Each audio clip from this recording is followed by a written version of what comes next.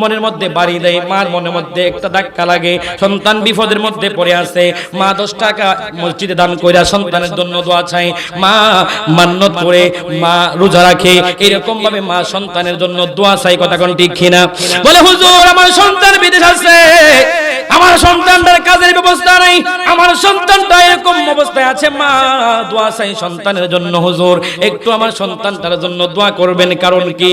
ওই মা তোমাকে 10 মাস 10 দিন গর্ভে ধারণ করেছে, ওই মা তোমাকে 2 বছর দুধ পান করাইছে, ওই মা তোমাকে প্রসব বেদনা সহ্য করে দুনিয়ার মধ্যে পাঠাইছে। এই মা তোমাকে বলতে পারে না, যদি তুমি টাকার কারণে, পয়সার কারণে, ধনী হওয়ার কারণে মাকে ভুলে গেছো, মা তোমাকে বলতে পারে না। মা সব সময় সন্তানকে মনে রাখে। কথা কোন ঠিক কিনা? আমি আজকে মাহফিল করার সুযোগ দিয়েছেন, আল্লাহর দরবারে আমরা একটা ফরিয়াদ করি, আল্লাহ গো, ও মায়ার আল্লাহ, দয়ার আল্লাহ, আপনাকে আল্লাহ তাআলার কোনোদিন দেখি নাই, আপনার নবীকে কোনোদিন দেখি নাই, না দেখে আল্লাহ আপনাকে বিশ্বাস করেছি, আপনার হুকুম মানতেছি, নামাজ পড়তেছি, রোজা রাখতেছি, হজ করতেছি, যাকাত দিতেছি, সব কিছু করতেছি একমাত্র রবকে খুশি করার জন্য, আল্লাহর সন্তুষ্টি করার জন্য। আল্লাহ আজকের এই মাহফিলকে উসিলা করিয়া আমাদের সকলকে maaf করে দেন। কথা কোন ঠিক কিনা? এই জন্য গভীর মনোযোগ বাবাজিরা আমার, আমি কোরআনে কারিমা থেকে একটা আয়াতে কারিমা তেলাওয়াত করেছি, এই আয়াতের নিরিখে আপনাদের সামনে কিছুক্ষণ সময় আলোচনা করব। আল্লাহ পাক রব্বুল আলামিন যেন সর্বপ্রথম আমাকে আমল করার তৌফিক দান করে, এর উপরে আমাদের সকলকে আমল করার তৌফিক দান করে, বলে আল্লাহুম্মা আমিন। গভীর মনোযোগ বন্ধুরা আমার, আমরা এই দুনিয়ায় এসেছি, আল্লাহ বানাইছে আশরাফুল মাখলুকাত, সৃষ্টির সেরা জীব। এই সৃষ্টির সেরা জীব বানায় আল্লাহ দুনিয়ায় পাঠাইছে। আল্লাহ তাআলা আমাকে সরাসরি আল্লাহ তাআলা দুনিয়ায় টপ করে ফালাই দেয় নাই, আল্লাহ আপনাকে দুনিয়ার মধ্যে টপ করে ফালাই দেয় নাই।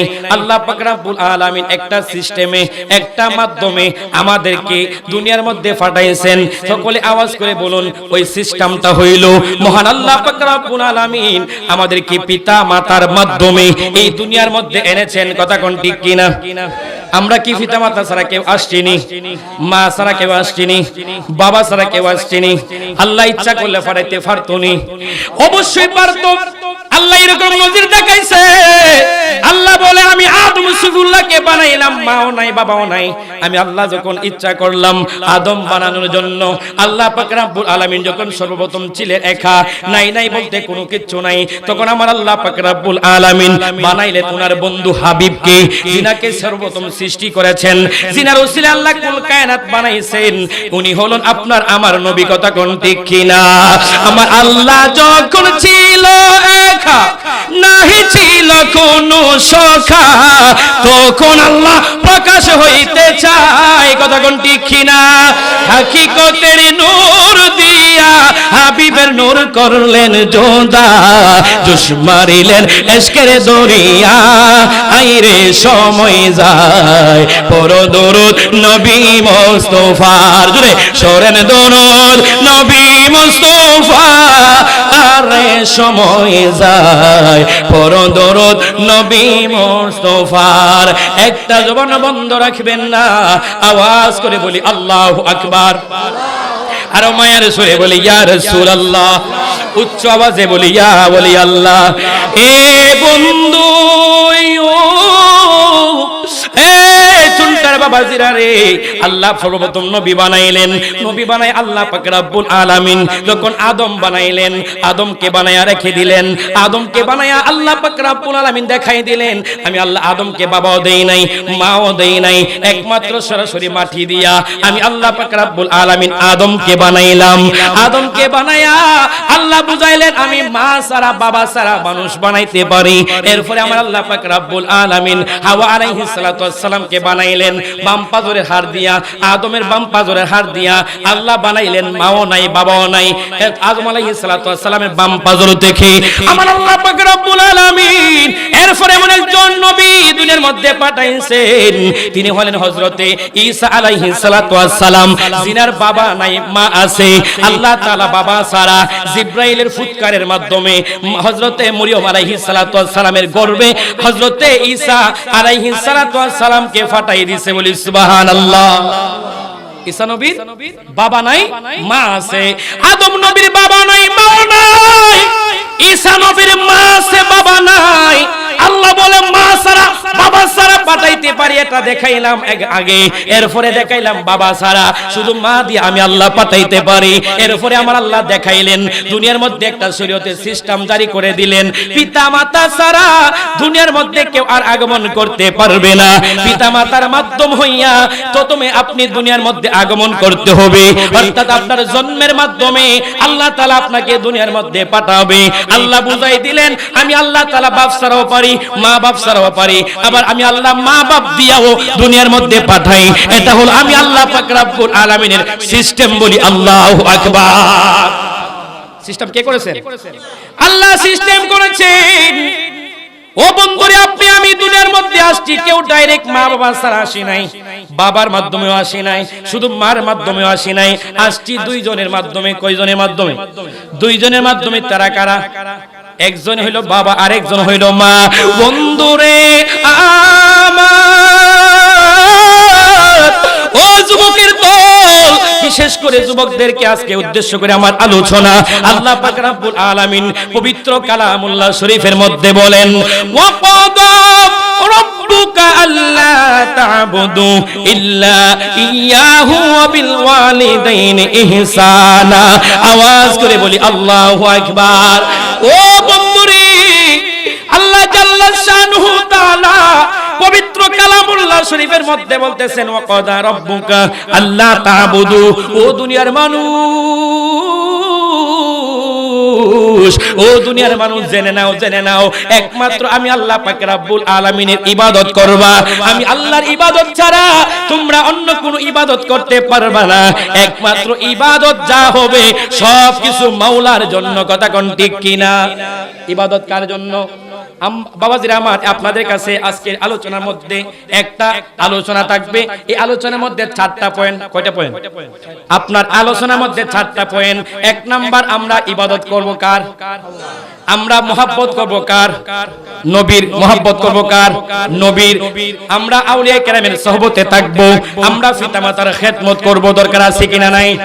আপনাদেরকে একটা আলোচনার মধ্যে 4টা পয়েন্ট রাখলাম। 1 নম্বরে, যত ইবাদত হবে, যত বন্দেগী হবে, নামাজ হবে, রোজা হবে, যাকাত হবে, দান সদকা হবে, নামাজ ফিতরা যাকাত হবে, রোজা হবে, যত ইবাদত হবে সব কিছু আল্লাহর জন্য, আল্লাহকে সন্তুষ্ট করার জন্য, রবের খুশির জন্য। 2 নম্বরে মহব্বত। যত মহব্বত আছে, আপনি সন্তানকে মহব্বত করেন, আপনি মাকে মহব্বত করেন, বাবাকে মহব্বত করেন, সকল মহব্বতের মহব্বত, সবচেয়ে বেশি মহব্বত নবীর জন্য। কথা কোন ঠিক কিনা? এরপরে আপনাদেরকে বলবো 3 নম্বরে, আউলিয়া কেরামের সুহবত। কাদের সুহবত? আউলিয়া কেরামের সুহবত। আল্লাহর ওলি যারা হয়ে গেছে, আল্লাহর বন্ধু যারা হয়ে গেছে, তাদের সুহবত লাগবে। 4 নম্বরে আপনার আমার লাগবে পিতা মাতার খেদমত। কথা কোন ঠিক কিনা? আসেন, দরকার আসেনি না? শুধু আল্লাহর ইবাদত করলেন, নামাজ পড়লেন, নবীর মহব্বত করলেন, আল্লাহর ওলির দরবারে, পীর সাহেবের দরবারে গুরু নিয়ে বছর বছর আসা যাওয়া করলেন, আর ঘরে মা বাবার ভাত না দিলেও চলবে? চলবে? তাহলে কোনটা লাগবে? 4টা লাগবে। কিটা লাগবে? 4টা লাগবে। 1 নাম্বার ইবাদত রব্বুল আলামিনের জন্য, 2 নাম্বার নবীর মহব্বত, 3 নাম্বার আউলিয়া কেরামের সুহবত, 4 নাম্বারে পিতা মাতার খেদমত। যার মধ্যে এই 4টা থাকবে, ওই লোকটাই সফল কাম, ওই লোকটাই আল্লাহর বান্দার পক্ষ থেকে জান্নাতি বান্দা। কথা কোন ঠিক কিনা?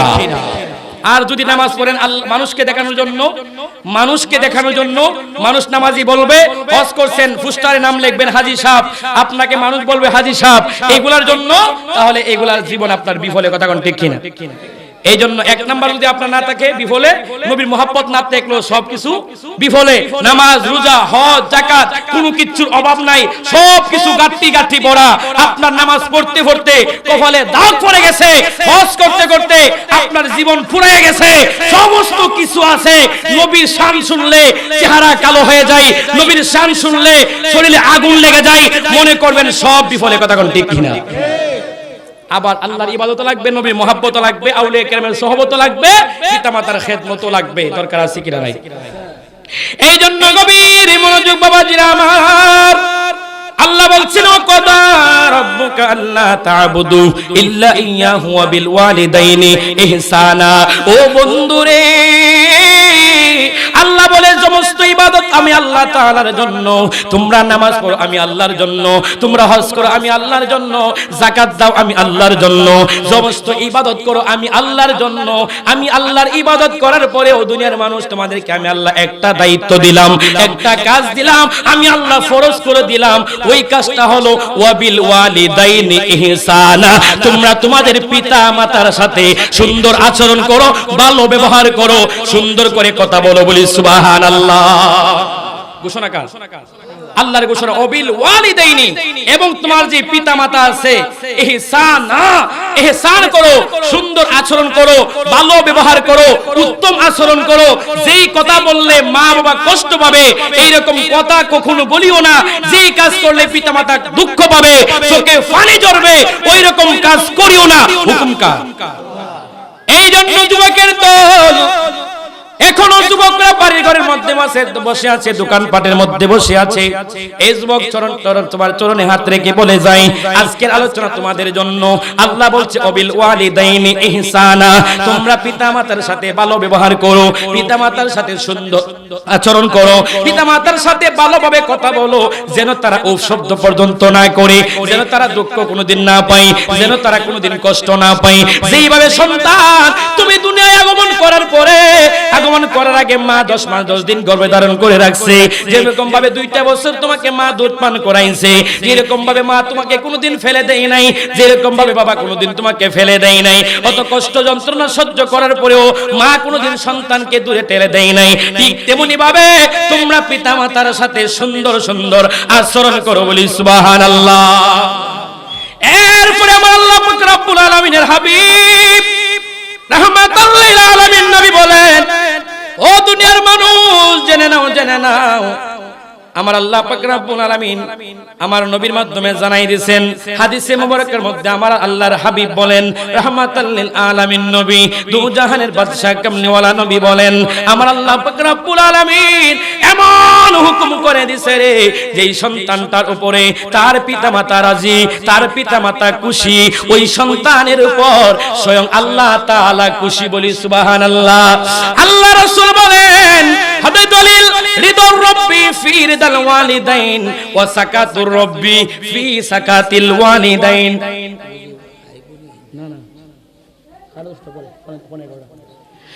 আল্লাহ রাসূল বলেন, ওয়াবি আরিদুর রব্বি ফি রিদাল ওয়ালিদাইন ওয়া সাকাতুর রব্বি ফি সাকাতিল ওয়ালিদাইন, যেই সন্তানের উপর তার মা বাবা খুশি, ওই সন্তানের উপর রিদর রব্বি আমার আল্লাহ পাক রব্বুল আলামিন খুশি, ওয়া সাকাতুর রব্বি ফি সাকাতিল ওয়ালিদাইন, যেই সন্তানের উপর আল্লাহর বান্দা বান্দি অর্থাৎ পিতামাতা অসন্তুষ্ট, যেই সন্তানের উপর মা বাবা খুশি না, সন্তুষ্ট না, ওয়া সাকাতুর রব্বি, ওই সন্তানের উপর আল্লাহ খুশি না, বলি আল্লাহু আকবার। কত কঠিন হাদিস। যেই সন্তানের উপর পিতামাতা খুশি, রাজি, সন্তুষ্ট, আল্লাহ বলে ওই সন্তানের উপর আমি আল্লাহও সন্তুষ্ট, বলি সুবহানাল্লাহ। শুধু তাই নয় বন্ধুরা আমার, একজন সাহাবী আল্লাহ রাসূল সাল্লাল্লাহু আলাইহি ওয়াসাল্লামের দরবারে হাজির হয়ে ডাক দিয়া কই, ইয়া রাসূলুল্লাহ, নবী গো, ও মায়ার নবী, দয়ার নবী, ইয়া রাসূলুল্লাহ, নবী গো, আপনার কাছে আমি জানতে চাই, আল্লাহ তো বলছে মানুষের সাথে সুন্দর আচরণ করার জন্য, ভালো ব্যবহার করার জন্য। আমি আপনার কাছে জানতে চাই, আমার কাছ থেকে উত্তম ব্যবহার পাওয়ার জন্য, ভালো ব্যবহার পাওয়ার জন্য দুনিয়ার মধ্যে যত মানুষ আছে এর মধ্যে কে সবচাইতে উত্তম অধিকারী, বলি সুবহানাল্লাহ। সবচেয়ে কে বেশি হকদার বেশি? আল্লাহ রাসূল বলেন, ক্বালা উম্মুকা, তোমার মা, বলি সুবহানাল্লাহ। ইয়া রাসূলুল্লাহ, এরপরে কে? ক্বালা উম্মুকা, তোমার মা। এরপরে কে? ক্বালা উম্মুকা, তোমার মা। আমার নবী একবার নয়, দুইবার নয়, তিনবার বলেছেন, ক্বালা উম্মুকা, তোমার মা, ক্বালা উম্মুকা, তোমার মা, ক্বালা উম্মুকা, তোমার মা। ও বন্ধুরে, ও যুবকের দল, আমার নবী একবার দুইবার না, তিনবার বলেছেন তোমার মা, তোমার মা, তোমার মা। এখানে আল্লাহ রাসূল কি বুঝাইতে চাইলেন? এরপরে বলতেছেন, এরপরে কে? বলছেন ক্বালা আবুকা, এরপরে হইল তোমার বাবা। তোমার কাছ থেকে সবচেয়ে উত্তম ব্যবহার পাওয়ার জন্য, ভালো আচরণ পাওয়ার জন্য 1 নম্বরে তোমার মা, 2 নম্বরে তোমার মা, 3 নম্বরে তোমার মা, 4 নম্বরে তোমার বাবা, বলি আল্লাহু আকবার। বাবার দাম কি কমে গেছে? একবার বলছে বাবার কথা, মার কথা তিনবার বলছে। কয়বার? তিনবার বলছে। এতে বাবার দাম কমে নাই, বাবার সম্মান আল্লাহ কমা নাই। আল্লাহ রাসূল এখানের মধ্যে তিনবার মায়ের কথা বলছেন, একটাই মাত্র কারণ মা ওই বাবার চাইতে আলাদাভাবে তিনটা কষ্ট যন্ত্রণা সহ্য করে থাকে, যেই কষ্ট যন্ত্রণা পৃথিবীর কোনো বাবা ভাই সহ্য করে না। বলি আল্লাহু আকবার। ইয়া রাসূলুল্লাহ, নবী গো, এক নম্বরেও বলেছেন ওয়ালা উম্মুকা, মায়ের কথা একবার বলছেন, দুইবার বলছেন, তিনবার বলছেন। কারণ কি? নবী ডাক দেয় কই উম্মত, উম্মত একটাই মাত্র কারণ। এক নম্বরে মায়ের কথা এই কারণে বলছি, একটা মা যখন সন্তান গর্ভের মধ্যে চলে যায়, ওই সন্তানটা কোনোদিন বাবার গর্ভে যায় না, সন্তান কোনোদিন বন্ধুর গর্ভে যায় না, সন্তান কোনোদিন ভাইয়ের গর্ভে যায় না, সন্তান কোনো বোনের গর্ভে যায় না। ওই সন্তানটা একমাত্র গায়ে মায়ের গর্ভের মধ্যে চলে যায়। যাওয়ার পরে 1 মাস না, 2 মাস না, 3 মাস না, 4 মাস না, 5 মাস, 6 মাস, 7 মাস, 8 মাস, 9 মাস না, এই সন্তানটা একটা মায়ের পেটের মধ্যে একটা মানুষ হয়ে আরেকটা মানুষের গর্ভের মধ্যে একদিন 2 দিন নয়, 1 মাস 2 মাস নয়, একটানা 10 মাস 10 দিন ওই মায়ের গর্ভের মধ্যে তাকে। কথা কোন ঠিক কিনা? আল্লাহ রাসূল বলেন এক নম্বরে এই কারণে মায়ের কথা বলছি, বাবা কোনোদিন সন্তানকে গর্ভে রাখে না, যিনি গর্ভ ধারণ করে রাখে, যিনি সন্তানটাকে কষ্ট কইরা একটা মানুষ হয়ে আরেকটা মানুষকে পেটের মধ্যে দইরা হাতে কাজ করে, কাম করে, খাওয়া দাওয়া করে, উঠা বসা করে, সব কিছু করে, তিনি দুনিয়ার অন্য কেউ না, ওই মানুষটা হইল জনম দুঃখী মা। কথা কোন দেখি না? জান্নাতের চাবি আমার মা, মা গো জান্নাতের চাবি আমার মা, সবাই জান্নাতের চাবি আমার মা, মা গো জান্নাতের চাবি আমার মা, মা যার বেঁচে নাই তার মতো দুঃখী নাই। কথা কোন দেখি না? মা যার বেঁচে নাই তার মতো দুঃখী নাই, খালাফুফু খালাফুফু মায়ের মতো না, না গো জান্নাতের চাবি আমার মা, জান্নাতের চাবি আমার মা গো জান্নাতের চাবি আমার মা। জবান বন্ধ রাখবেন না, আওয়াজ করে বলি আল্লাহু আকবার। আর মায়ের সুরে বলি ইয়া রাসূলুল্লাহ, উচ্চ আওয়াজে বলি ইয়া বলি আল্লাহ। এ বন্ধু,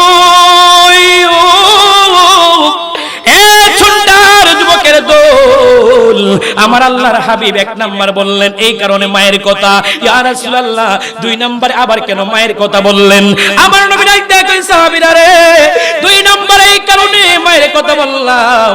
মা যখন গর্ভের মধ্যে চলে আসে, ওই মাটা যখন সন্তানটা প্রসব করার সময় হয়ে যায়, যখন সন্তানটা দুনিয়ার মধ্যে চলে আসবে, 10 মাস 10 দিন যখন পার হয়ে যায়, ওই গর্ভের সময় সন্তান প্রসবের সময় যে যন্ত্রণা, যে কষ্ট হয়, ওই একটা মা জানে একটা যন্ত্রণা কত কষ্টের, একটা প্রসব বেদনা কত কষ্টের।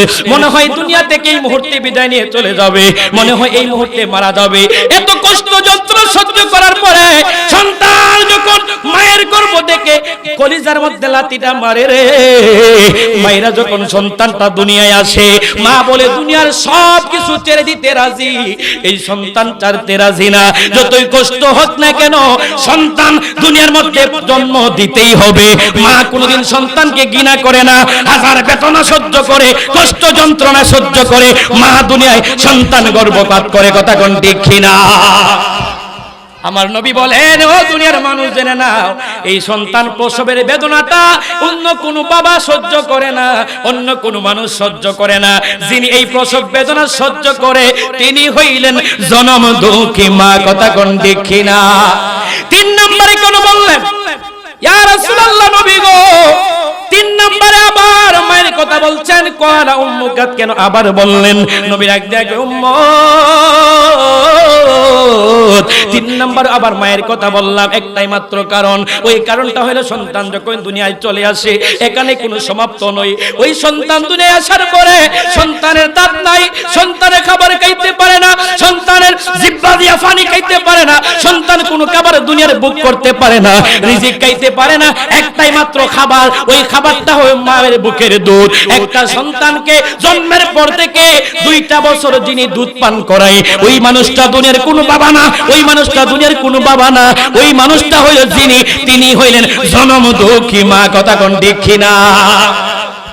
এক নাম্বার বলতে 10 মাস 10 দিন গর্ভধারণ করে, 2 নাম্বার বলছে প্রসব বেদনা সহ্য করে, 3 নাম্বারে বলছে 2 বছর দুধ পান করায়। মুফাসসিরিনে কেরামগণ বলে একটা সন্তান একটা মায়ের স্তন থেকে যেই দুধ পান করে, ওই দুনিয়ার কোনো দুধের সাথে তুলনা করা যায় না, দুনিয়ার কোনো দুধের সাথে তেই তুলনা হবে না। ওই মায়ের বুকের দুধটা একটা সন্তান 2টা বছরে, মুফাসসিরিনে কেরামগণ বলতেছেন যদি হিসাব করা হয়, যদি মাপা হয়, যদি ওজন করা হয়, একটা সন্তান 2 বছরে মায়ের স্তন থেকে 9.5 মণ দুধ পান করে। বলি আল্লাহু আকবার।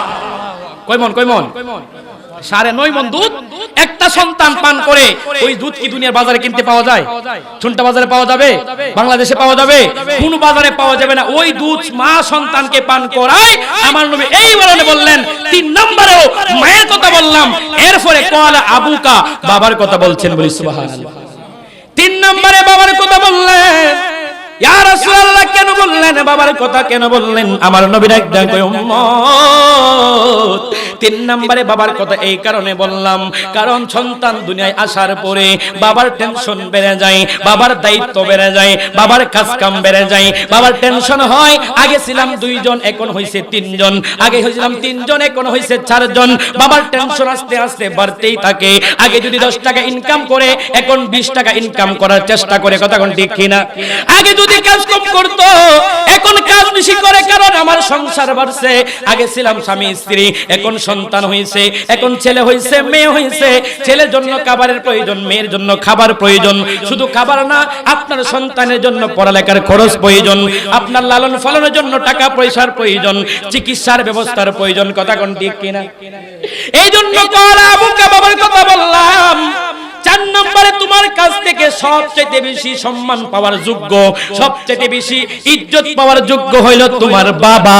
আর আমরা আজকে দেখা যায় পাড়ার মুরব্বি, মেম্বার, এমপি, মন্ত্রী আসলে যুবকরা দাঁড়ায় সালাম দেয়, বন্ধু বান্ধব নিয়ে আড্ডা মারে। বাবা ডাক দিয়ে অমুক কাজটা করো, সন্তান বলে পারতাম না। আছে কিনা নাই? আছে কিনা নাই? এরকম সন্তান আসেনি? সন্তান বন্ধুর সাথে সারাদিন খেললেও রাগ হয় না, ক্লান্তি আসে না, কোনো বিরক্ত লাগে না। বাবা যদি একটা কাজের কথা বললে বিরক্ত লেগে যায়। কথা কোন ঠিক কিনা? এইরকম সন্তান আমাদের দেশে আছে। কথা কোন ঠিক কিনা? আল্লাহ রাসূল বলেন তোমার কাছ থেকে সবথেকে বেশি ইজ্জত পাওয়ার, সম্মান পাওয়ার সবচেয়ে ব্যক্তি হলো মা, এরপরে হলো বাবা। এই মা বাবার পরে তুমি দুনিয়ার বন্ধু বান্ধব, আত্মীয় স্বজন, ভাই বোন যারা আছে সবাইকে তুমি ইজ্জত করো, সবার উপর হলো মা বাবা। কথা কোন ঠিক কিনা? এই জন্য গভীর মনোযোগ বাবাজিরা আমার, মা যার ঘরে আছে, মক্কা মদিনা তার ঘরে আছে। আমার নবী বলেন যার ঘরে বাবা আছে, মক্কা তার ঘরের মধ্যে আছে, যার ঘরে মা আছে, মদিনা তার ঘরে আছে। তোমরা যদি মক্কা মদিনা দেখতে চাও, মা বাবার সেবা করো, মা বাবার ইজ্জত করো, মা বাবার সাথে ভালো ব্যবহার করো। যদি মা বাবা রাজি খুশি হয়ে যায়, তুমি একদিন যদি আল্লাহর দরবারে দোয়া করে, আল্লাহ তাআলা বলেন মা বাবার দোয়া আমি আল্লাহ তাআলা ডাইরেক্ট কবুল করে ফেলি। বলে আল্লাহু আকবার। বাবাকে তোমরা কাবা জানিও, মদিনা জানিও মাকে, যদি গো তারা বেঁচে থাকে। সবাই বাবাকে তোমরা কাবা জানিও, মদিনা জানিও মাকে, যদি গো তারা বেঁচে থাকে। ও আমি করি নাই, করিতে পারি নাই, ও আমি করি নাই, করিতে পারি না পিতা মাতার খেদমত করিও আমার উম্মত করিও আমার উম্মত বাবার মুখেতে মায়ের মুখেতে যে তুলে দিবে খানা তাতে খুশির বানা বলি আল্লাহু আকবার বাবার মুখেতে মায়ের মুখেতে যে তুলে দিবে খানা তাতে খুশির বানা ও আমি করি নাই করিতে পারি নাই ও আমি করি নাই করিতে পারি নাই পিতা মাতার খেদমত করিও আমার উম্মত করিও আমার উম্মত একটা জবান বন্ধ রাখবেন না আওয়াজ করে বলি আল্লাহু আকবার আর মায়ের সুরে বলি ইয়া রাসূলুল্লাহ এ বন্ধুরে মা আপনার তোরে যদি থাকে আল্লাহ রাসূল বলে ওই যুবক মার কাছে যাইয়া যদি তোমার মার চেহারার দিকে একটা বার তাকাইতে পারো মায়ের নজর দিয়া মোহাব্বতের নজর দিয়া ইজ্জতের নজর দিয়া সম্মানের নজর দিয়া মায়া কইরা যদি মায়ের চেহারার দিকে একটা বার তাকাইতে পারো আমার নবী বলেন আমার আল্লাহ পাক রব্বুল আলামিন তোমার আমল নামার মধ্যে একটা কবুল হজের সওয়াব দান করে বলি সুবহানাল্লাহ যদি মায়ের চেহারার দিকে মায়ের নজর দিয়া তাকান নাকি বউর নজর বউরে বলছে কার কথা বলছে মায়ের নজর মায়ের চেহারার দিকে মায়ের নজর দিয়া বউ ভালোবাসার জিনিস বউকে মহব্বত করেন ভালোবাসেন হাসি দিয়া মুস্কি হাসি দিয়া কথা বলেন বউ খুশি হলে আল্লাহ বলে নাই তোমার আমলনামায় হজের সওয়াব দেওয়া হবে কিন্তু মার চেহারার দিকে তাকায়া যদি সন্তান একটাবার মনে করে মা আমাকে 10 মাস 10 দিন গর্ভে ধারণ করছে মা আমাকে প্রসব বেদনার যন্ত্রণা সহ্য করছে মা 2টা বছর আমাকে দুধ পান করাইছে অন্য সবকিছু বাদ যদি এই 3টা কথা মনে কইরা সন্তান মায়ের চেহারার দিকে একবার মায়ের নজর দিয়ে তাকায় আমার নবী বলেন ওই সন্তানের আমলনামায় আল্লাহ হজের সওয়াব দান করে দেবে আল্লাহু আকবার ও সন্তান স্ত্রীর চেহারা দিকে তাকাও স্ত্রী খুশি হয়ে যাবে রব খুশি হবে না অবশ্যই স্ত্রীকে ভালোবাসতে হবে স্ত্রীর জায়গায় স্ত্রী বউয়ের জায়গায় বউ মায়ের জায়গা মা বাবার জায়গা বাবা কথা কোন দেখি না বাবা হলো আপনার মাথার মুকুট মা হলো আপনার মাথার মুকুট স্ত্রী হইল আপনার বুকের মুকুট আপনি স্ত্রীকে বুকে ধারণ করে রাখবেন মায়া করবেন মহব্বত করবেন মা বাবাকে আপনি মাথার মধ্যে তুলে রাখবেন কথা কোন দেখি না এ যুবকের দল আমার নবী বলেন মায়ের চেহারার দিকে একবার তাকাইলে একটা হজের সওয়াব পাওয়া যায় সাহাবায়ে কেরাম ডাক দিয়া কই ইয়া রাসূলুল্লাহ নবী গো ও মায়ের নবী কেউ যদি মায়ের চেহারা দিকে 100 বার তাকায় তাহলে কি আল্লাহ 100 হজের সওয়াব দিবে নবী ডাক দিয়া কয় ও উম্মত জেনে নাও একবার তাকালে একটা হজের সওয়াব যেমনি ভাবে আল্লাহ দিতে পারে যদি একটা সন্তান মায়ের চেহারার দিকে প্রতিদিন প্রতি ঘন্টায় প্রতি মিনিটে 100 বার যদি মায়ের নজর দিয়া তাকায় আল্লাহ তাআলা 100 হজের সওয়াব দিতে পারে বলি আল্লাহু আকবার পারে কি পারে না বিশ্বাস আছে নি আল্লাহর কাছে কোন কিছু অভাব আছে আল্লাহ পারে এইজন্য আমি বলছেন 100 বার তাকাইলে 100 হজের সওয়াব আপনি কিসের মক্কা মদিনা ঘুরিয়া কাবাইঙ্গা আপনি গেলেন মক্কা মদিনা ঘরের মধ্যে আপনার মার জায়গা হয় নাই বাবার জায়গা হয় নাই মা সারা বিছনার মধ্যে ঘুমায় শীতের দিন কম্বল নাই বউরে ফোন দিয়া বিদেশ থেকে জিজ্ঞাসা করতেছে আপনার কি কোনো কম্বল লাগবে আপনার কি শীতের কাপড় লাগবে অথচ মা বাবা পাশের রুমে শুয়ে আছে ভাঙা ঘরের মধ্যে জানালা দিয়া সুন্দর করে কুয়াশা ঢুকতেছে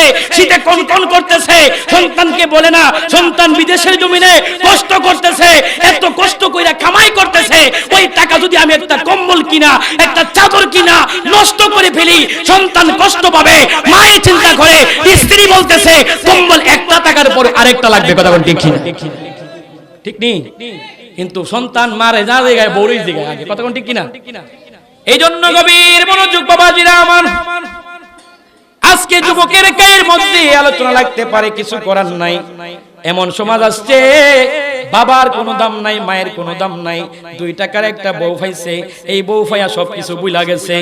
আমি কি বলছি? বউরে ফেলাই দিন বলছি? বউকে ভালোবাসবেন, বউকে বুকে ধরে রাখবেন, মাকে রাখবেন মাথার মধ্যে, বাবাকে রাখবেন মাথার মধ্যে, কারণ বউ পাইছেন মা বাবার উসিলা। মা বাবা যদি জন্ম না দিত, যদি শিশুকালে দুধ না খাওয়া 1 দিন 2 দিন 3 দিন দুধ না খাওয়া ফালায় রাখতো, আপনি দুনিয়া থেকে বিদায় নিয়ে চলে যাইতেন। কিসের আপনার এত বাহাদুরি, কিসের আপনার এত বডি, কিসের এত টাকা, কি এত পয়সা, কোনো কিছুই থাকতো না, বউটাও থাকতো না। কথা কোন ঠিক কিনা? এই জন্য যুবকের দল, আমার নবী বলেন একটা মা এত কষ্ট সহ্য করে রে। এই সন্তান শীতের কালে যখন সন্তান ডান দিকে নিয়ে ঘুমায়, সন্তান প্রস্রাব কইরা দে, প্রস্রাব করে দেওয়ার পরে মা সন্তানটারে বাম দিকে রাখে, বাম দিকে যখন প্রস্রাব কইরা দেয়, মা সন্তানটারে বুকের মধ্যে ধইরা রাখে।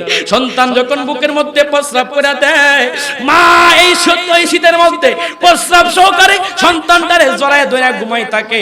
সন্তানটারে ঠান্ডা লাগতে দেয় না, কারণ সন্তানটা যদি লেগে যায় নিউমোনিয়া হয়ে যাবে, নিউমোনিয়া হয়ে গেলে সন্তান মারা যাবে। এত কষ্টের সন্তান, এত আদরের সন্তান, ওই সন্তান যদি মারা যায়, মার কলিজা ফেটে যায়, মার আঘাত লাগে। এই জন্য মা বলে যত কষ্ট আমি মা সহ্য করব, সন্তানরে বিন্দু পরিমাণ কষ্ট দিতে রাজি না। কথা কোন ঠিক কিনা?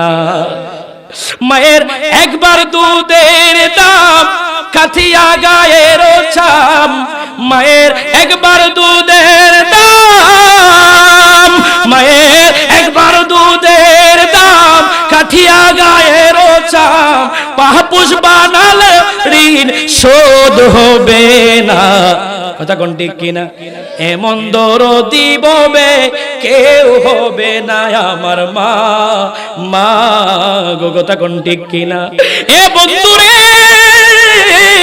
মাকে যদি কষ্ট দাও, বাবাকে যদি কষ্ট দাও, মৃত্যু যন্ত্রণা ছটপট ছটপট করবা, বেঈমান হইয়া দুনিয়া থেকে বিদায় নিবা। এরকম ঘটনা ঘটেছে আমার নবীর জামানায়। যেই জামানায় নবীর চেহারা দেখছে সাহাবায়ে কেরাম, নবীর সাহাবী, নবীর চেহারা দেখলে স্বপ্নে জান্নাতি, নবীর চেহারা দেখলে সাহাবী, ঈমান আনলে সাহাবী। ও বন্ধুরে, বাবাজিরা আমার, ওই রকম সময়ে নবীর জামানায় নবীর চেহারা দেখছে, নবীর সাথে নামাজ করছে, নবীর সাথে হজ করছে, নবীর সাথে চলাফেরা করছে। এরপরেও মৌতের মৃত্যুর যন্ত্রণা যখন শুরু হয়ে যায়, মৃত্যুর যন্ত্রণায় ছটপট ছটপট করতে লাগলো।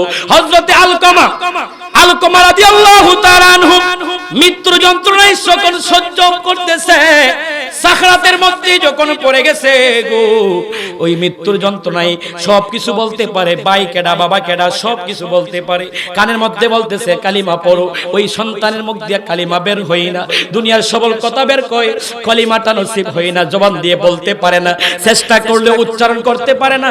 এরকম ভাবে সাহাবায়ে কেরাম দলে দলে আসতেছে। ইয়া রাসূলুল্লাহ, নবী গো, আলকামার মৃত্যুর যন্ত্রণার মধ্যে ছটপট ছটপট করতেছে, কালিমা নসিব হয় না। ইয়া রাসূলুল্লাহ, আপনি যদি একটু আসতেন। নবী আয়েশা আলকামা রাদিয়াল্লাহু তাআলা আনহুর পাশে বসে গেলেন, বৈশা বলতেছে, আলকামা তুমি কালিমা পড়ো। যেই জায়গার মধ্যে নবী নিজে কালিমার তালকিন দিচ্ছে, যেই জায়গার মধ্যে নবী উপস্থিত হয়ে গেছে, ওই জায়গায় কি শয়তান আসতে পারে? শয়তান ধোঁকা দিতে পারে? এই পারে না, কিন্তু আলকামা সবকিছু বলতেছে। ডাক দেখো, ইয়া রাসূলুল্লাহ, আমি কালিমা জীবনে কতবার পড়ছি হিসাব নাই গো নবী, এই মুহূর্তে তো আমার কালিমা জবান থেকে বের হয় না, আমি তো কালিমা উচ্চারণ করতে পারতেছি না। আমার নবী ডাক দেখো, সাহাবীরা রে, যায়া দেখো তার মা বাড়িতে আছে কিনা, তার মা জীবিত আছে কিনা। বলতেছে হ্যাঁ জীবিত আছে, জীবিত আছে। কি আছে? জীবিত আছে। বলতেছে আলকামার মা জীবিত আছে, বলতেছে আলকামার মাকে নিয়ে আসো। কাকে নিয়ে আসো? আলকামার মাকে নিয়ে আসো। নিয়ে আসার পরে আলকামার মাকে ডাক দেখো, নবী ডাক দেখো, ওগো মা, আপনাকে একটা প্রশ্ন করতে চাই, আপনার কাছে জানতে চাই, ওই সন্তান আপনার সন্তান কোনোদিন কি আপনাকে কোনোদিন কষ্ট দিছে? ওই সন্তান কি আপনাকে কোনোদিন আঘাত করছে? ওই সন্তান কি কোনোদিন আপনাকে এমন আচরণ করছে যেই কষ্টটা আপনি আজও ভুলেন নাই? এরকম কোনো কাজ আছে কিনা? মা ডাক দেখো, নবী গো, ও মায়ের নবী, আলকামার নামাজের কোনো অভাব নাই, রোজার কোনো অভাব নাই, আমলের কোনো ঘাটতি নাই, সব কিছু ঠিকমতো আদায় করেছে। কিন্তু ওই আলকমা আমাকে একদিন বউয়ের কথা শুই না, আমাকে এমন একটা কথা বলছে যেই কথাটা আমার দিলের মধ্যে আজও লেগে আছে, আমি বলতে পারি না, আমি মন থেকে বাদ দিতে পারি না। ইয়া রাসূলুল্লাহ, এই কথাটায় আমি অনেক কষ্ট পাইছি, এই কষ্টের বেদনা আমার মনের মধ্যে এখন পর্যন্ত আছে। নবী ডাক দেয়া কয়, ও সাহাবীরা, যাও যাও এই মুহূর্তে লাকড়ির ব্যবস্থা করো, লাকড়ি আইনা এক জায়গার মধ্যে জমায়েত কইরা আলকমারে জীবন্ত অবস্থায় ওই আগুনের মধ্যে নিক্ষেপ করে দাও, আগুনের মধ্যে জ্বালায়া দাও। যেই সন্তান মায়ের মনের মধ্যে কষ্ট দেয়, যেই সন্তান মায়ের মনে আঘাত দেয়, যেই সন্তান মাকে যন্ত্রণা দেয়, ওই সন্তানের কালিমা দরকার নাই, মুসলমানিত্ব দরকার নাই, সরাসরি আগুনে জ্বালায়া দিব বলি আল্লাহু আকবার। আগুন জ্বালায়া নবী বলতেছেন আগুনের মধ্যে ফালাও। দেখেন দুঃখিনী মা কত মায়া করে, এই যখনই বললেন আগুনের মধ্যে ফালাই দিবে, ইন দি মিন টাইমে মা ডাকতে কই, ইয়া রাসূলুল্লাহ, নবী, ও মায়ের নবী গো, সন্তান যত কষ্ট দিছে সব ভুলে গেলাম, সন্তান যত আঘাত করছে সব ভুলে গেলাম, সন্তান যত যন্ত্রণা দিছে সব ভুলে গেলাম। ইয়া রাসূলুল্লাহ, নবী, আমার সন্তান আদরের সন্তান, ওই সন্তানকে আমার সামনে আপনি আগুনের মধ্যে ফালাইয়ান না বলি আল্লাহু আকবার। মার মায়া লাগছে, কার লাগছে? মার মায়া লাগছে। আমার সন্তানকে আপনি আগুনে ফেলে দিবেন, আমি চাই না আমার সন্তান আগুনে ফেলে যাক, আমি আমার সন্তানকে মাফ করে দিছি। আল্লাহ রাসূল যখন আলকামার কাছে গিয়ে বললেন কালিমা পাঠ করো, সঙ্গে সঙ্গে কালিমা পাঠ করে আলকামা দুনিয়া থেকে বিদায় নিছে বলি সুবহানাল্লাহ। তাহলে মায়ের মনে আঘাত দিলে আপনার মৃত্যু যন্ত্রণাও হয়, কথা কোন ঠিক কিনা? সন্তান আজকে মনে করছে ক্ষমতা আছে, বাহাদুরি আছে, শক্তির শেষ নাই, যখন বিছানায় পড়ে যাবা মৌতের নিশানা চলে আসবে, তখন বুঝবা ওই সময়টা কত ভয়ঙ্কর, কথা কোন ঠিক কিনা? এই জন্য গভীর মনোযোগ বাবাজিরা আমার, এইরকম ভাবে যদি মার সাথে ভালো আচরণ করতে পারেন, উত্তম ব্যবহার করতে পারেন, আল্লাহ বলে তাকে আমি জান্নাত পর্যন্ত দেই বলি সুবহানাল্লাহ, জান্নাত পর্যন্ত দান করে দে। ওই রকম নজির আমার নবীর আমার আল্লাহ পাক রব্বুল আলামিন দেখাই গেছে। আল্লাহর পয়গম্বর হযরতে মূসা আলাইহিস সালাতু ওয়াস সালাম, নাম শুনছেন? আল্লাহর পয়গম্বর হযরতে মূসা আলাইহিস সালাতু ওয়াস সালাম আল্লাহর সাথে তুর পাহাড়ে যায় কথা বলে, আল্লাহর সাথে সাক্ষাৎ করে, আল্লাহর সাথে দিদার হয়। আল্লাহ পাক রব্বুল আলামিন মূসা নবীকে আল্লাহ তাআলা তুর পাহাড়ে নিয়ে আল্লাহর সাথে কথা বলে, আল্লাহর সাথে দিদার হয়, কথা হয়। আমার আল্লাহ পাক রব্বুল আলামিনের দরবারে মূসা পয়গম্বর ফরিয়াদ করছে, আবদার করছে, আল্লাহ আপনাকে কত না দেখা দেখে আপনার কাছে কথা বলবো, একটাবার যদি আপনি আল্লাহ দেখা দিতেন, আমি মূসা, আপনি নবী, আপনি আল্লাহকে নয়নটা বইরা প্রাণটা জুড়ায়া দেখতাম বলি সুবহানাল্লাহ। আল্লাহ ডাক দিয়া কইলেন, তারানি মূসা রে, সম্ভব না, তুমি আমি আল্লাহকে দেখে সহ্য করতে পারবা না, আমি আল্লাহকে দেখা তোমার দ্বারা সম্ভব না। মূসা আবার বলতেছে দেখতে চাই। আল্লাহ কই ঠিক আছে, যাও, আগামী কাল তুর পাহাড়ে আসলে আমি আল্লাহ পাক রব্বুল আলামিন তোমাকে একটু দিদার দিব। কি রকম দিদার দিব? আমি আল্লাহ সরাসরি দেখা দিব না, আমি আল্লাহ তাআলার যে সিদরাতুল মুনতাহা থেকে আরশে মুআল্লা পর্যন্ত ৭০,০০০ নূরের পর্দা আছে। কয় হাজার? ৭০,০০০ নূরের পর্দা আছে। ওই ৭০,০০০ নূরের পর্দার মধ্য থেকে একটা পর্দা তোমাকে একটু দেখাবো বলি আল্লাহু আকবার। ওই কোন পর্দা দেখাবে রে? যেই পর্দাটা আমার আল্লাহ পাক রব্বুল আলামিনের সবচেয়ে কম পাওয়ারের এক নাম্বার পর্দা, যেই পাওয়ার ৭০,০০০ নাম্বার পর্দার পাওয়ারটা এর চাইতে হাজার হাজার গুণে কম। আল্লাহ বলে, মূসা রে, ও মূসা, যেহেতু দেখতে চাইছো আমি আল্লাহকে দেখবা, পরে আগে আমার ৭০,০০০ নূরের পর্দার মধ্যে নিচের যে ৭০,০০০ নম্বর পর্দাটা, এক নাম্বার পর্দার পাওয়ারটা একটু বেশি, ২ নাম্বার পর্দার পাওয়ার আরেকটু কম, ৩ নাম্বার পর্দার পাওয়ার আরেকটু কম, ৪ নাম্বার পর্দার পাওয়ার আরেকটু কম, ১০০০ নাম্বার পর্দার পাওয়ার আরেকটু কম, ২০০০ নাম্বার পর্দার পাওয়ার আরেকটু কম, ১০,০০০ নাম্বার পর্দার পাওয়ার আরেকটু কম, ৫০,০০০ নাম্বার পর্দার পাওয়ার আরেকটু কম, সবচাইতে কম পাওয়ার হইল ৭০,০০০ নাম্বার পর্দা বলি আল্লাহু আকবার। আল্লাহ বলে, মূসা রে, তুমি একটু আমার ৭০,০০০ নাম্বার যেই পর্দাটা আছে, এই পর্দার আগে একদিন দেখো, যদি সহ্য করতে পারো আমি আল্লাহ তোমারে সরাসরি দিদার দিব বলি আল্লাহু আকবার। যেই রকম ভাবে কথা তেরকম কাজ আল্লাহ যখন 70,000 নূরের পর্দার মধ্যে একটা নূরের পর্দা তুর পাহাড়ের মধ্যে আকাশের বিজলির মধ্যে যখন তিনি হাজ করলে, মেঘ আসলে যখন বিদ্যুৎ চমকায়, এরকম ভাবে একটা ঝিলিক দেওয়ার পরে তুর পাহাড় পুরা ছাই হয়ে গেল। মুসা পয়গম্বর একদিন দুই দিন না, এক নাগারে 40 দিন পর্যন্ত বেহুশ হয়ে অজ্ঞান হয়ে গেছে বলি আল্লাহু আকবার। কয়দিন? 40 দিন অজ্ঞান হয়ে পড়ে আছে। 40 দিন পর উস আসছে, আয়েশা দেখে তুর পাহাড়ে গাছ বৃক্ষ যা আছে মাটি সহকারে সব পুরা ছাই হয়ে গেছে, কিন্তু আমার একটা পশমও পুড়ে নাই, একটা পশমের মধ্যে আগুন লাগে নাই। মুসা নবী বনে বলতে, আল্লাহ আমারে বানাইছে রে, এমন বড় নবী বানাইছে, এমন ইজ্জতওয়ালা নবী বানাইছে, আগুনে ফুইরা সব ছাই হয়ে গেছে, আমি মুসার একটা পশমও পুড়ছে না, আমার দাম জানি আল্লাহর জানে কত বড় বলি আল্লাহু আকবার। দাম কিতা বেশি। এই কথা বলার পরে আমার আল্লাহ পাক রব্বুল আলামিন বলতেছে, মুসা রে, এই যে তোমাকে আগুনে পুড়ে নাই, সব পুড়ে ছাই করে দিয়েছে, এটা তোমার নিজের কোনো গুণের কারণে না, ব্যক্তিগত কোনো শক্তির কারণে না, ব্যক্তিগত কোনো সম্মানের কারণে না, একটাই মাত্র কারণ, ও মুসা, তোমার পেশানির মধ্যে আমার কামলিওয়ালা নবী হাবিবুল্লাহ নবীর নূর মোবারক রয়েছে। এই কারণে আমি আল্লাহর নূর ও নূর, নবী ও নূর, আমার নবীর নূর থাকার কারণে আমি আল্লাহর নূর তোমাকে ফুরে নাই বলি আল্লাহু আকবার। কারণটা কি? নবীর নূর থাকার কারণে, রাহমাতাল লিল আলামিন নবীর আদম আলাইহিস সালাতু ওয়াস সালাম পেশানিতে ছিল, এই কারণে আদমের দেহের মধ্যে মুসা নবীর পেশানির মধ্যে নূর থাকার কারণে মুসা নবীর দেহের মধ্যে আগুনে স্পর্শ করে বলে আল্লাহু আকবার। কারণ কি? আল্লাহ যে পর্দা ঝিলিক দিচ্ছে এটাও নূর, নবীও নূর। কথা কোন ঠিক কিনা? এই কারণে আমাদের দেশে এখন কিছু মানুষ আছে মেরাজের নবীর মাস, এটা মেরাজের মাস, এই মেরাজের মাস আসলে নবীর এই মেরাজ নিয়ে আলোচনা করে না, শুধু মেরাজের ফজিলত কর, ঠিক কিনা? মেরাজের আলোচনা করে না। কারণ কি? যদি মেরাজের আলোচনা করে তাহলে কিছু কিছু গুমর আসে পাস হয়ে যাবে, যেইগুলো তারা মানে না, তারা মানতে বাধ্য হয়ে যাবে।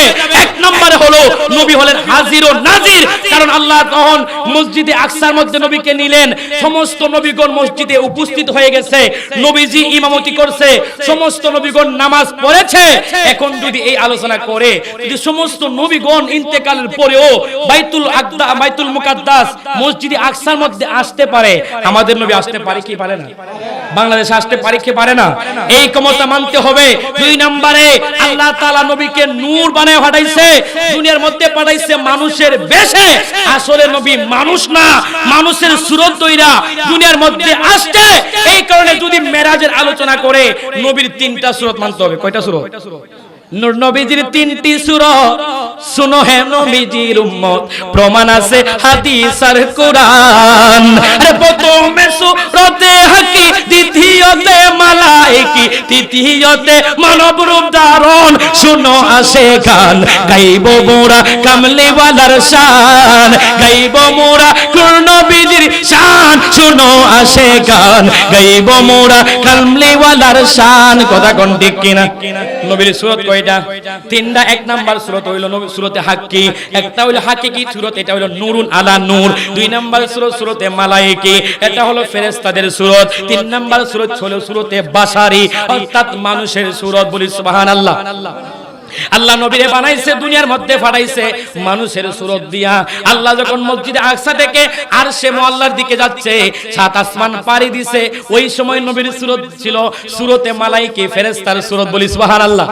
এরপরে সিদরাতুল মুনতাহা, সিদরাতুল মুনতাহা থেকে 70,000 নূরের পর্দা ফাড়ি দিয়া যখন আল্লাহর দরবারে গেছে, ওই সময় নবীর সূরত ছিল সূরতে হাক্কি। ওই সময় মানুষও ছিলেন না, ফেরেশতার সূরতও ছিলেন না, ওই সূরতটা ছিল নবীর নূরুন আলা নূর। বলি আল্লাহু আকবার।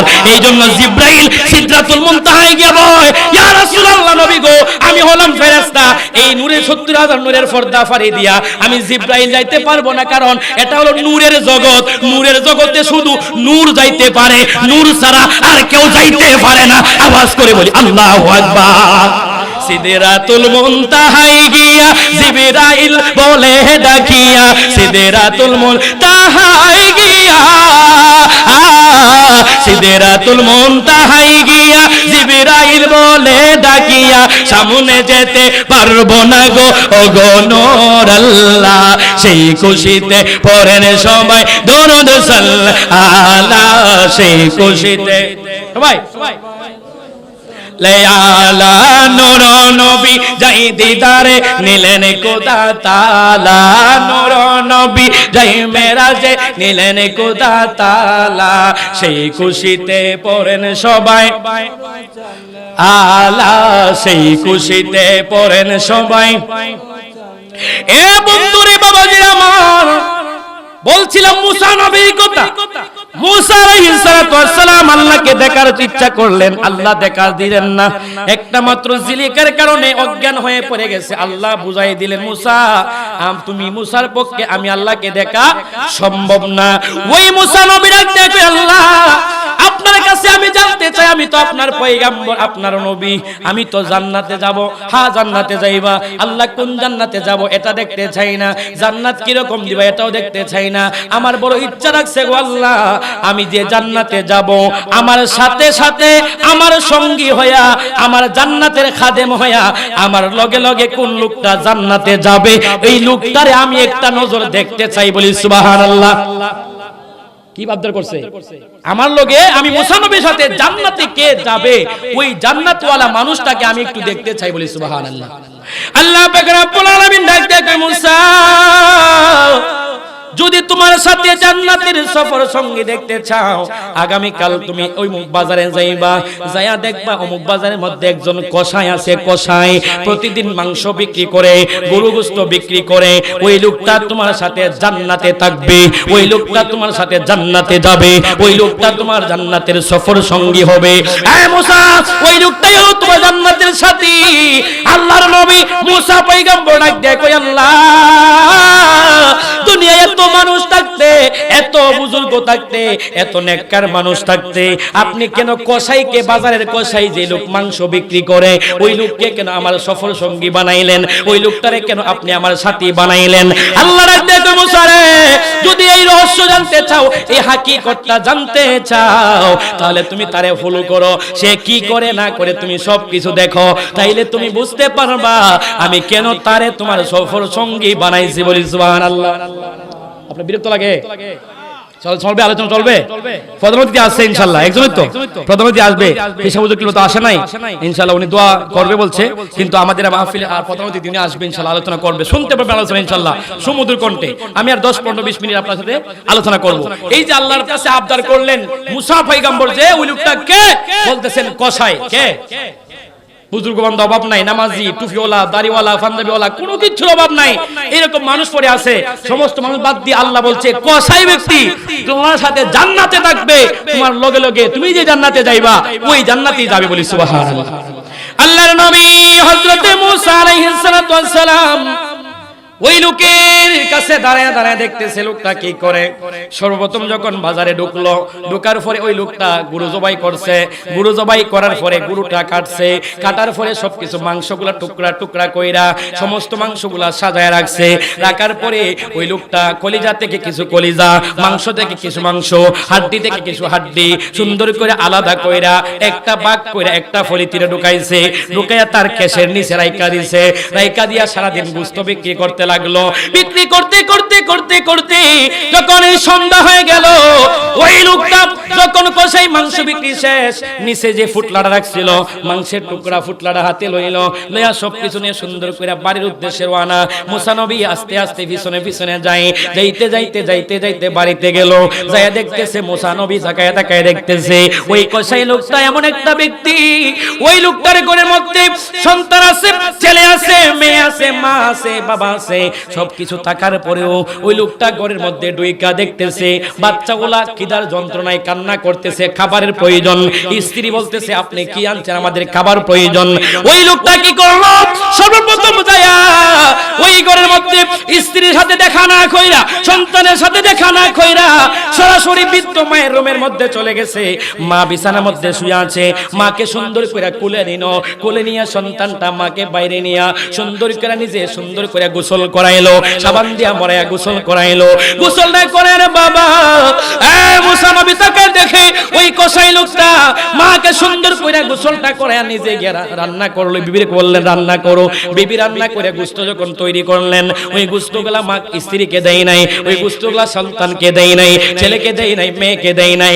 আর সর্বপ্রথম ওই সন্তান গোশতের প্লেটটা লইয়া আগে মায়ের কাছে গিয়া মায়ের মুখের মধ্যে একটা একটা টুকরা তুইলা দেয়। আর মা সাবায়া সাবায়া খাইতেছে, আর চোখটা বন্ধ কইরা মা টুটগুলা নাড়ায়া নাড়ায়া আকাশের দিকে একটু নজর কইরা আল্লাহকে ডাক দেখো, আল্লাহ ওগো মায়ের আল্লাহ, যেই সন্তান সারাদিন পরিশ্রম কইরা আমার জন্য রান্না কইরা গোশত গোসল করায়া সুন্দর করে আমাকে খাবার খাওয়াইতেছে, সন্তানের খাবার প্রয়োজন সন্তানকে দেই নাই, স্ত্রীর খাবারের প্রয়োজন স্ত্রীকে দেই নাই, আগে আমি মাকে খাওয়াইছে, ওই সন্তানটারে আল্লাহ আপনার জামানার পয়গম্বর হযরতে মুসা নবীর সাথে জান্নাতে রাখেন, বলি সুবহানাল্লাহ।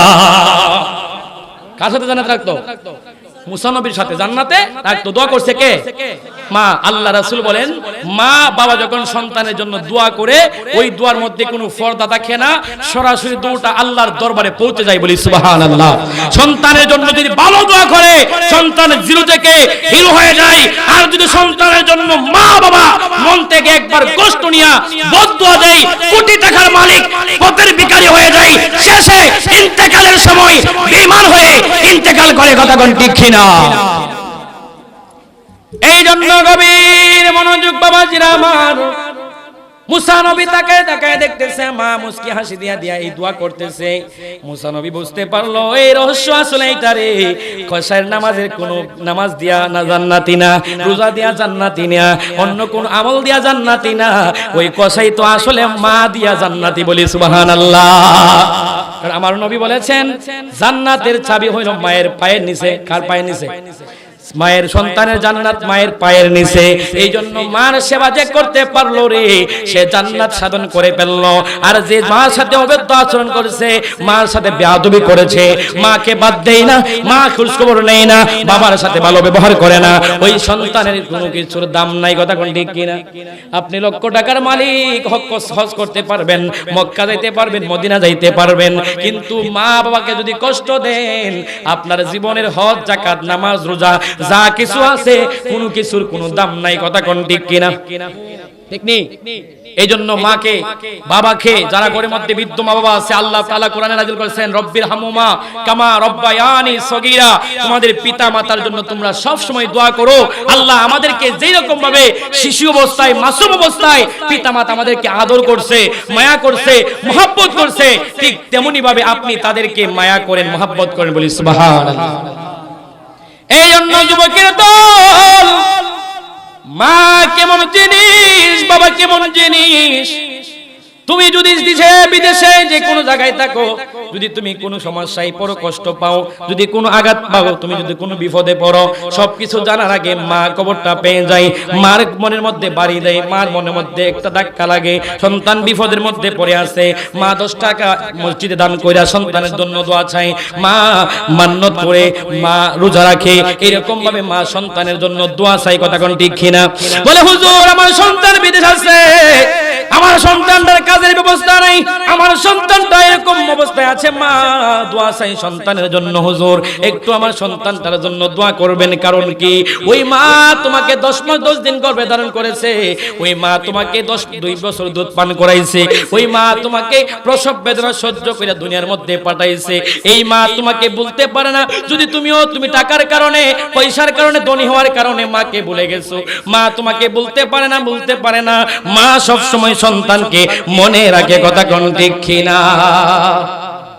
এই জন্য আমার নবী বলছেন দিন রাত কাঁদি শুধু নবীকে পেতে, দিন রাত কাঁদি শুধু নবীকে পেতে, মোদের জন্য কান্দেন নবী ওই মদিনাতে, মোদের জন্য কান্দেন নবী ওই মদিনাতে। আমি যখন কবরতে একা চলে যাই, তারপরে আমার প্রিয় নবী এসে যায়। কথা কোন ঠিক কিনা?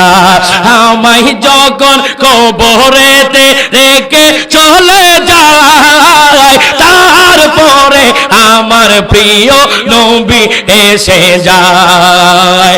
আশিকের টেনে নবী উম্মতের টেনে নবী নিবেন কোলে তে মোদের জন্য কান্দেন নবী ওই মদিনাতে। সবাই মোদের জন্য কান্দেন নবী ওই মদিনাতে, মোদের জন্য কান্দেন নবী ওই মদিনাতে। আমাদের কি অন্ধকার কবরে যেতে হবে কি হবে না? মরতে হবে কি হবে না? মরণ আসবে কি আসবে না? আমাদের জীবন তো ঘন্টায় ঘন্টায় মুহূর্তে মুহূর্তে দিনের পর দিন বছরের পর আস্তে আস্তে জীবনটা শেষ হয়ে যাচ্ছে, কথা কোন ঠিক কিনা?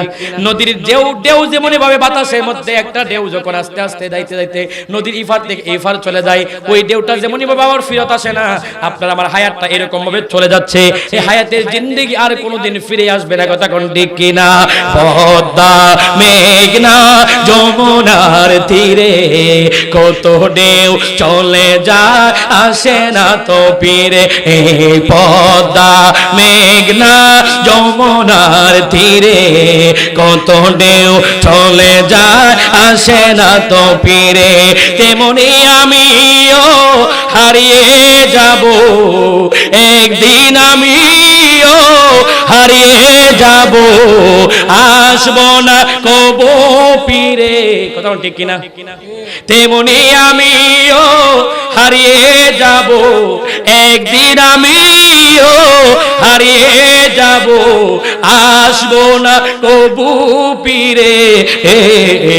পদ্মা মেঘনা যমুনার তীরে কত ঢেউ। হুজুর নিয়ে আসেন। আমার যখন মরণ হবে আমায় দেখিতে সবাই যাবে, আমার যখন মরণ হবে আমায় দেখিতে সবাই যাবে, সবার বেদন থেমে যাবে, সবার বেদন থেমে যাবে, মায়ের বেদন জনম বরে। পদ্মা মেঘনা যমুনার তীরে কত ঢেউ চলে যায় আসে না তো ফিরে, কথা কোন ঠিক কিনা?